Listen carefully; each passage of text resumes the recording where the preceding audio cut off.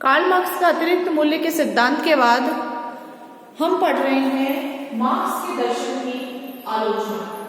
आज इसके 4 सिद्धांत कंप्लीट हो चुके हैं कार्ल मार्क्स के, जिसमें हमने पढ़ा द्वंद्वात्मक भौतिकवाद, इतिहास की आर्थिक व्याख्या, वर्ग संघर्ष का सिद्धांत और अतिरिक्त मूल्य का सिद्धांत।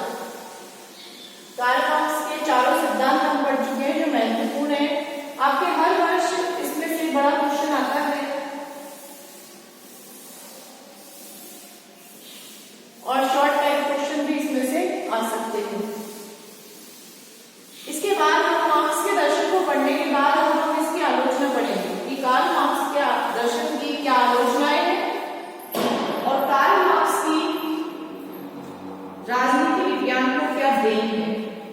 तो मार्क्सवादी दर्शन जो है वो कड़ी आलोचना विभिन्न लेखकों तथा दार्शनिकों के द्वारा इसकी की गई है। मार्क्स के दर्शन की आलोचना।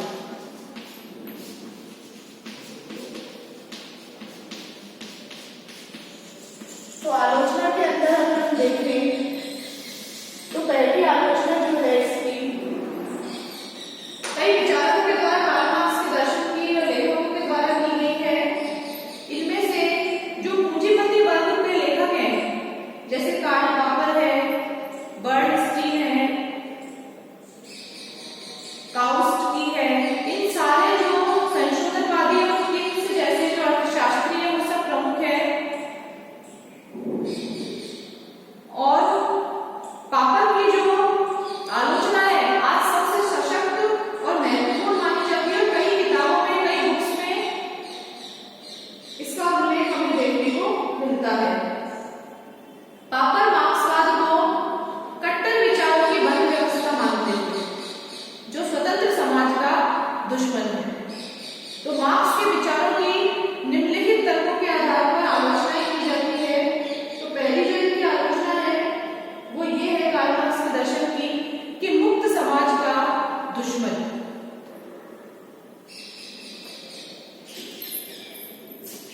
पहला है मुक्त समाज का दुश्मन।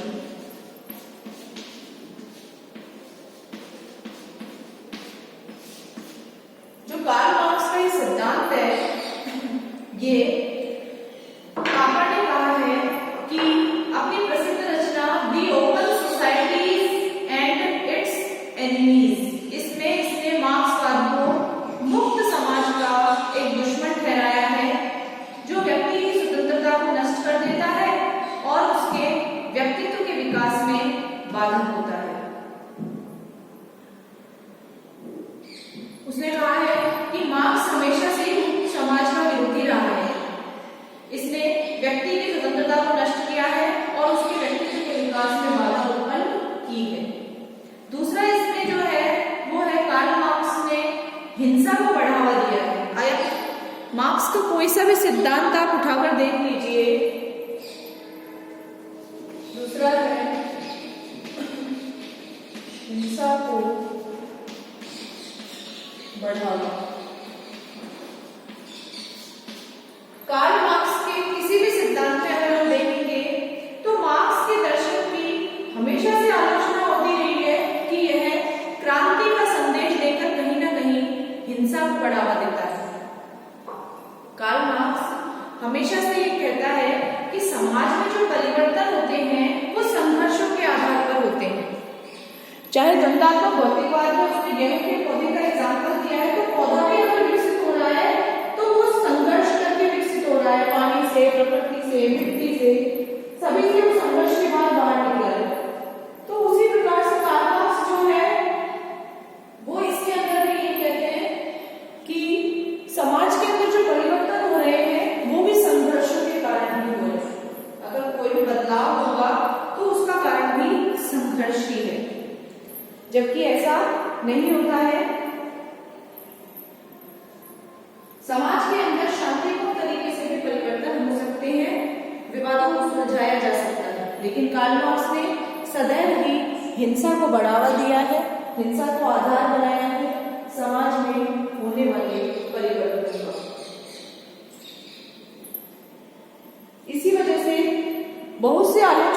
कार्ल मार्क्स ने सिद्धांत की आलोचना भी करते हैं।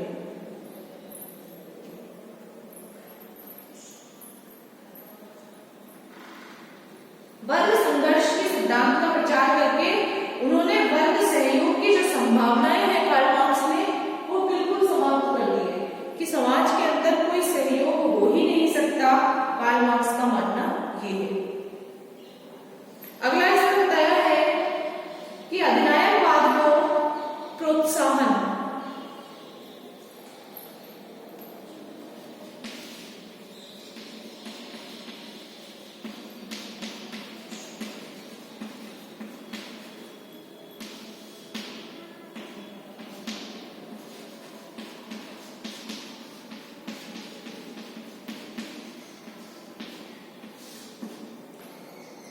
अधिनायकवाद को प्रोत्साहन। तो मार्क्सवाद के विरुद्ध जो सबसे बड़ा आरोप है वो ये है कि साम्यवादी समाज की कल्पना चाहे कितनी ही मधुर क्यों न हो, व्यवहार में वह सर्वहारा के अधिनायक तंत्र या निरय अधिनायक तंत्र की स्थापना करता है।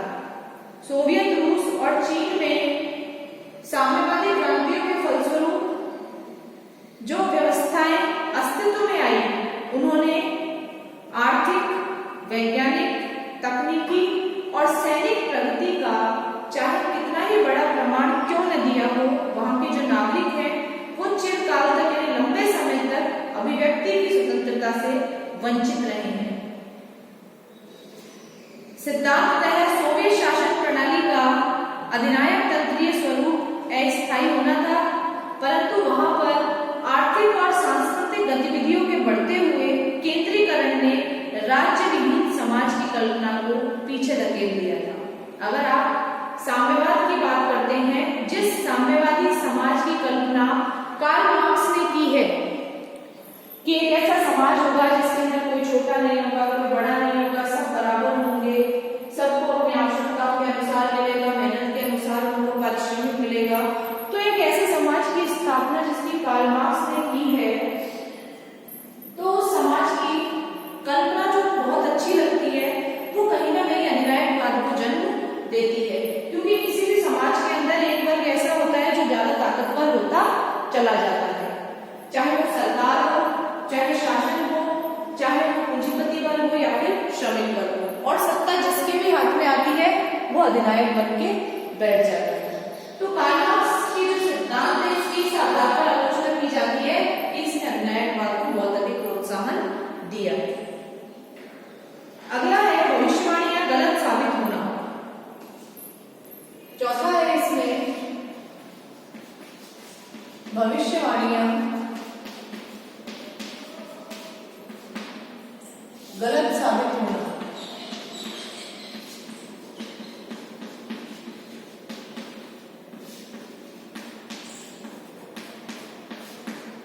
कार्ल मार्क्स के जो सिद्धांत की अगली आलोचना है कि भविष्यवाणियां हमेशा से गलत साबित हुई है। मार्क्स की अधिकांश भविष्यवाणियां गलत हुई हैं।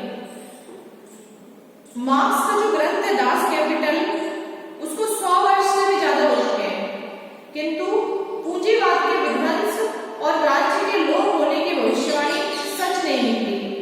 आज तक पूंजीवाद समाप्त नहीं हो पाया, आज तक कहीं पर भी राज्य समाप्त होकर के साम्यवादी शासन स्थापित नहीं हो पाया। धनी अधिक धनी हो गए और निर्धन जो है वो अधिक निर्धन नहीं हुए। मध्यम वर्ग का लोप होने के स्थान पर उसकी संख्या तथा प्रभाव में लगातार वृद्धि हो रही है। तो कार्ल मार्क्स ये कहता था कि पूंजीपति जब समाप्त हो जाएंगे, पूंजीवादी अवस्था जब समाप्त हो जाएगी, सरकार का अधिनायकवाद आएगा, उसके बाद जो स्थिति आएगी वो आएगी साम्यवाद की, जिसमें सब समान होंगे, कोई राज्य नहीं होगा, सब काम करेंगे, सबको वहां मेहनताना मिलेगा, सबको उचित मूल्य मिलेगा, समाज के ऊपर सबका अधिकार होगा, उत्पादन के साधनों पर सबका अधिकार होगा। तो मार्क्स जिस साम्यवादी समाज की कल्पना कर रहा था वो गलत साबित हुई, क्योंकि आज तक किसी भी जगह पर सृष्टि में उस साम्यवादी समाज की स्थापना नहीं हो पाई। इसके अलावा मार्क्स ये कहता था कि पूंजीपति और पूंजीपति हो जाएंगे, श्रमिक और श्रमिक हो जाएंगे, यानी और गरीब हो जाएंगे, और जो मध्यम वर्ग है वो एक दिन समाप्त हो जाएगा।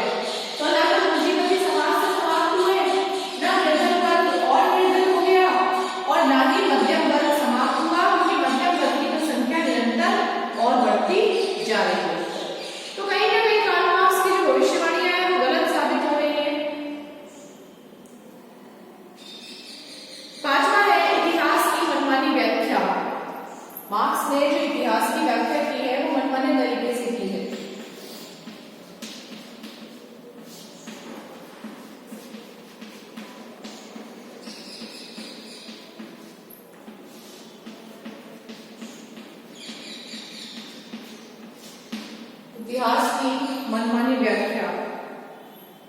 आलोचकों के अनुसार मार्क्स ने इतिहास की मनमानी व्याख्या की है। उसने द्वंद्वात्मक पद्धति और वर्ग संघर्ष के सिद्धांत के आधार पर मानव इतिहास को 6 कालों में बांटा है। द्वंद्वात्मक पद्धति के आधार पर और वर्ग संघर्ष के सिद्धांत के आधार पर जो मानव का इतिहास है उसे 6 कालों में बांट दिया है। एक्टर ने कहा है कि पिछले 100 वर्ष पुराने इतिहास के अनुभव के आधार पर 1000 वर्ष के पुराने इतिहास की व्याख्या करना संतोषजनक नहीं है। मार्क्स की सबसे बड़ी भूल यह है कि पूंजीवाद जो है पिछले 100 वर्ष के ऐतिहासिक विकास के आधार पर उसने समूचे इतिहास का गलत और मनमाना युग जो है वो विभाजन कर दिया। पूंजीवाद के पिछले 100 वर्ष के ऐतिहासिक विकास के आधार पर ये कहा जा सकता है कि सारे इतिहास का गलत उसने किया है विभाजन, और उसने मनमाना जो युग विभाजन है वो कर दिया है। जो 6 काल उसने बांटे हैं द्वंद्वात्मक पद्धति के आधार पर और वर्ग संघर्ष के आधार पर, आदिम साम्यवादी अवस्था, दास अवस्था, सामंती अवस्था, पूंजीवादी अवस्था, सर्वहाराकी अधिनायकवादी व्यवस्था और साम्यवादी अवस्था। तो ये जो 6 अवस्थाएं कार्ल मार्क्स ने बांटी थी ये मनमाने तरीके से बांटी थी, क्योंकि ऐसा कभी हुआ ही नहीं। ये अवस्थाएं कभी आई ही नहीं पिछले 100 वर्षों में, इसलिए इतिहास की उसने मनमानी व्याख्या की है। छठा है धर्म की उपेक्षा। कार्ल मार्क्स के दर्शन में धर्म शब्द का कहीं वर्णन नहीं है। कार्ल मार्क्स ने धर्म की निरी उपेक्षा की है। समाज के अंदर उसने धर्म को कहीं भी स्थान नहीं दिया, जबकि धर्म एक महत्वपूर्ण पॉइंट है, टॉपिक है। उसने धर्म को जनता के लिए अफीम कहा है और धर्म जैसे तत्व की उसने उपेक्षा करके अपने विचारों में कोई स्थान नहीं दिया। सातवां है राज्य संबंधी भ्रांत धारणा। लास्ट है राज्य संबंधी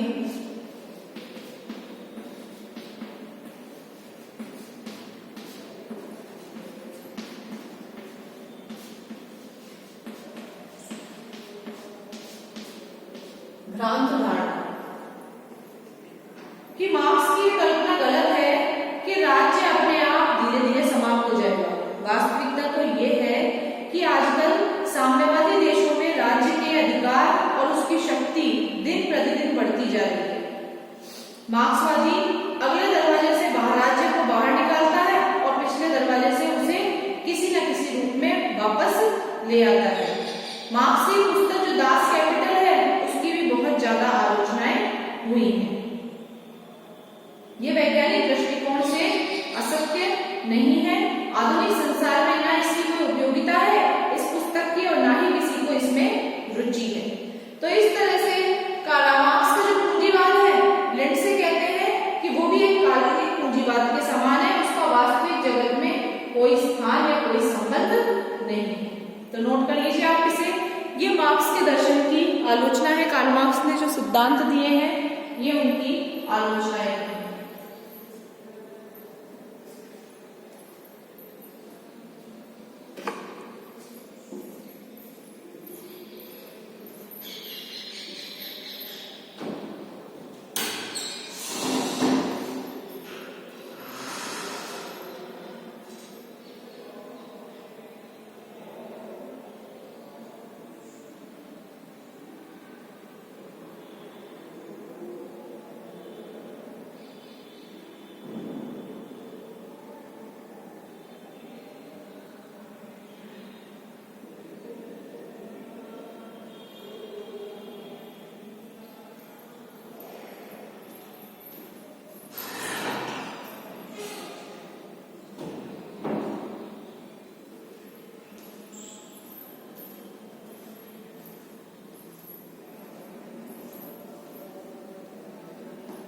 मार्क्स के दर्शन की आलोचना के बाद है कार्ल मार्क्स का योगदान।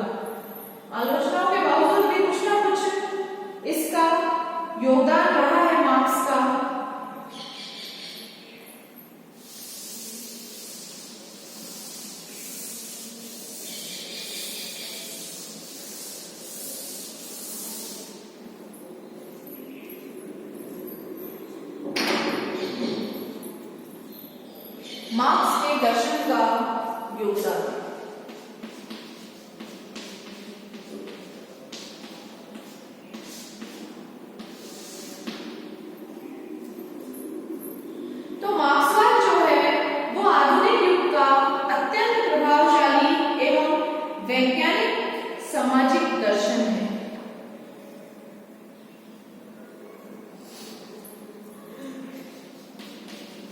मार्क्सवाद,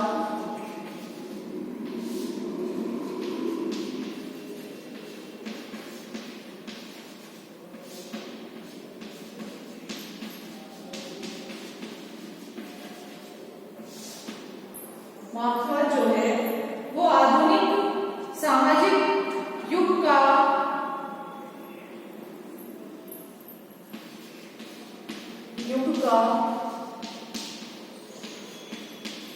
अत्यंत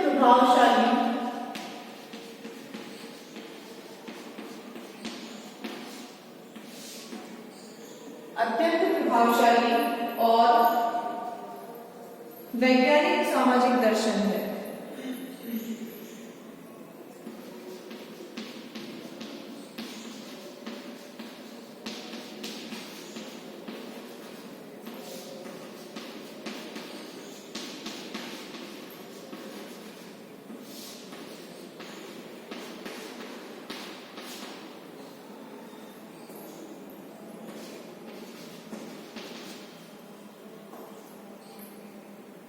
जितना मार्क्स के विचारों ने सामाजिक, आर्थिक और राजनीतिक क्षेत्र को प्रभावित किया, इतना अन्य किसी दार्शनिक के विचारों ने नहीं किया।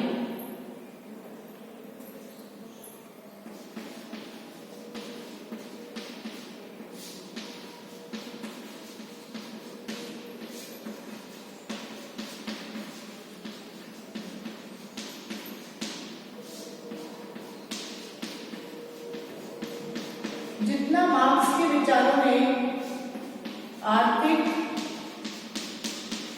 सामाजिक व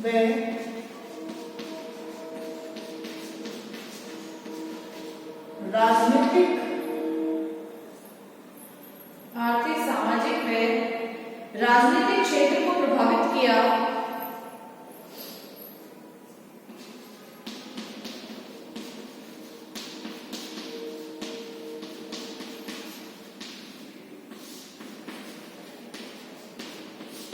उतना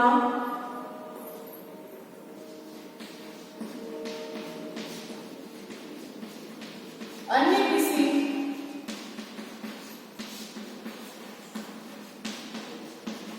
विचारक के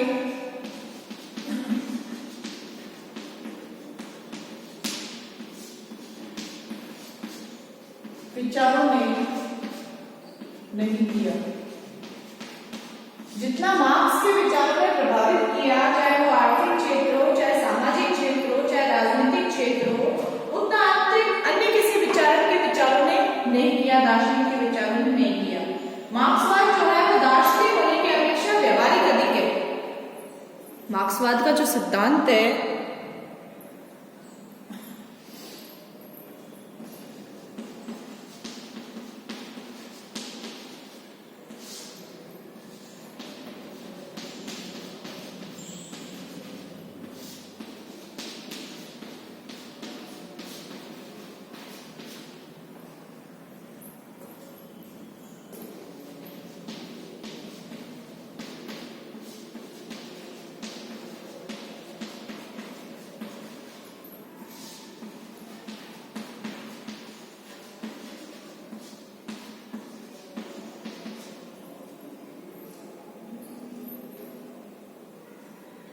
यह पूंजीवादी शोषण को समाप्त करने के लिए श्रमिकों के समक्ष एक विश्लेषण पद्धति है।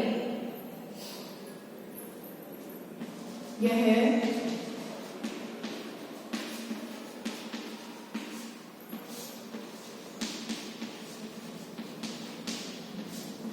पूंजीवादी शोषण को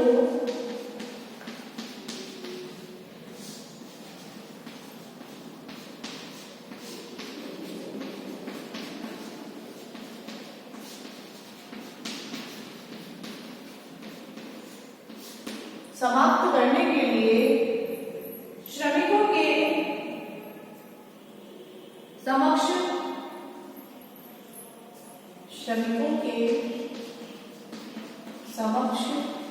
एक विश्लेषण पद्धति है।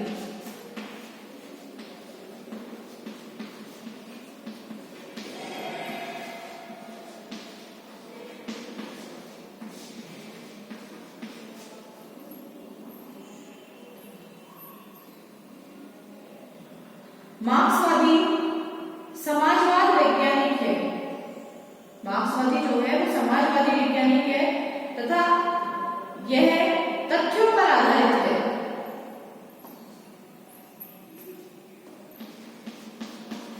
मार्क्सवादी जो है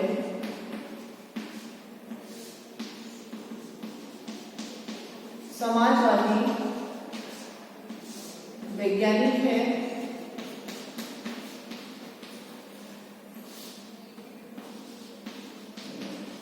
तथा यह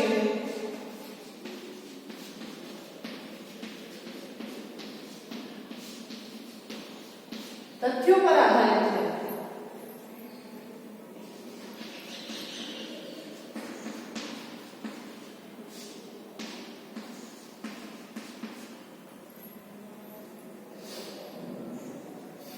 यह व्यवहारिक है तथा स्फूर्ति देने वाला है।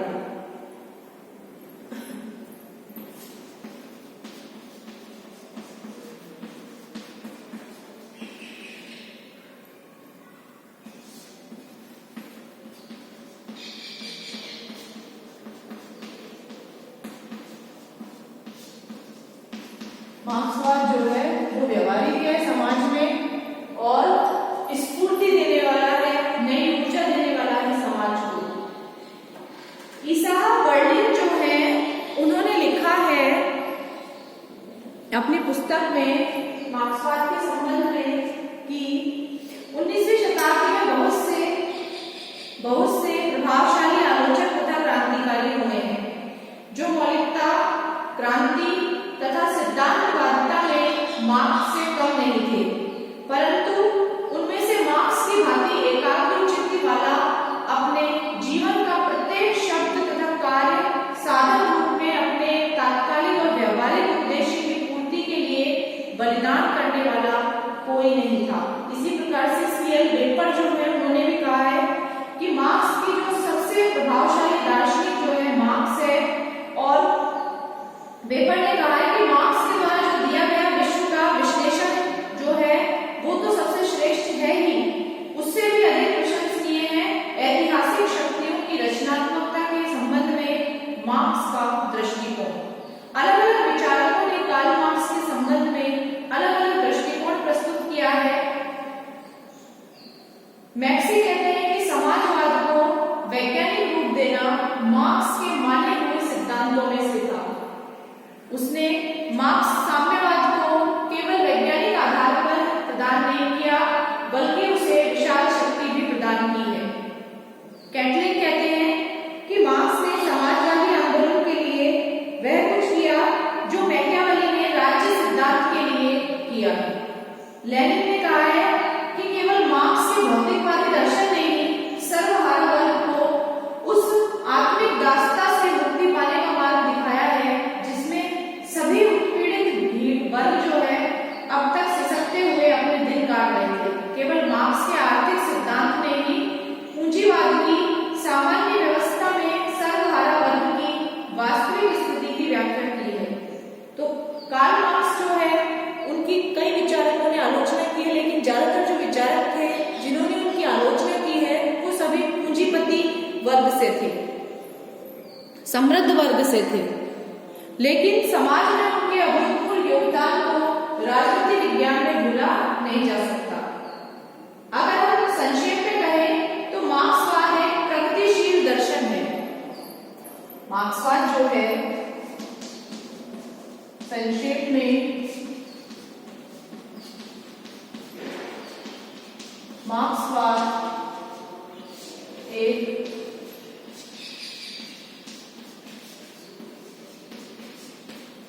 प्रगतिशील दर्शन है।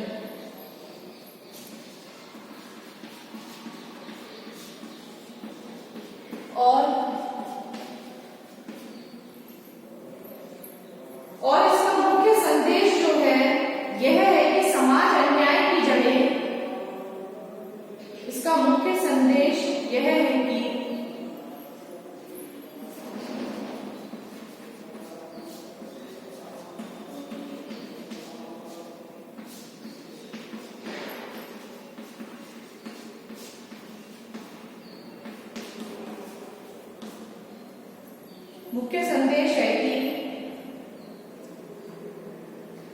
सामाजिक अन्याय की जड़ें सामाजिक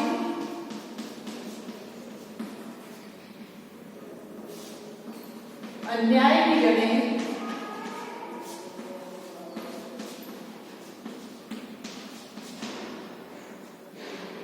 सामाजिक अन्याय की जो जड़ें हैं समाज व्यवस्था के अंतर्गत ढूंढनी चाहिए।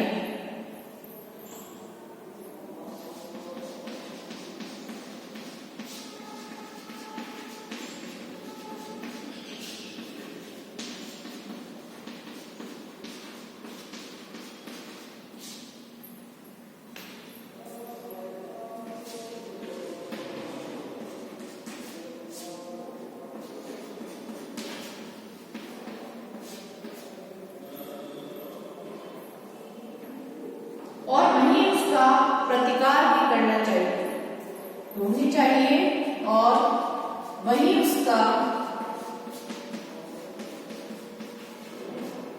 प्रतिकार भी करना चाहिए।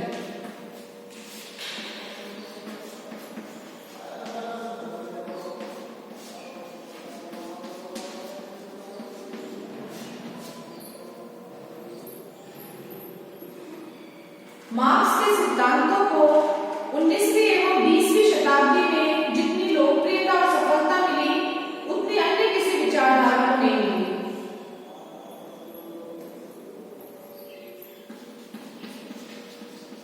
मार्क्स के सिद्धांतों को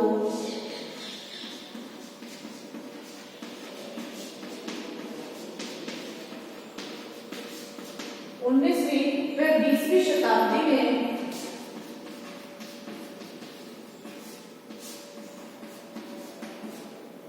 जितनी सफलता मिली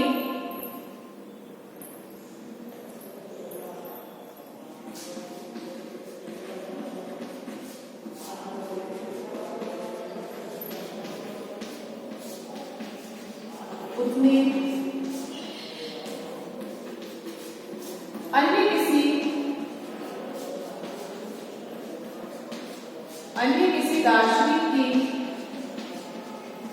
अन्य किसी दार्शनिक के सिद्धांतों को नहीं।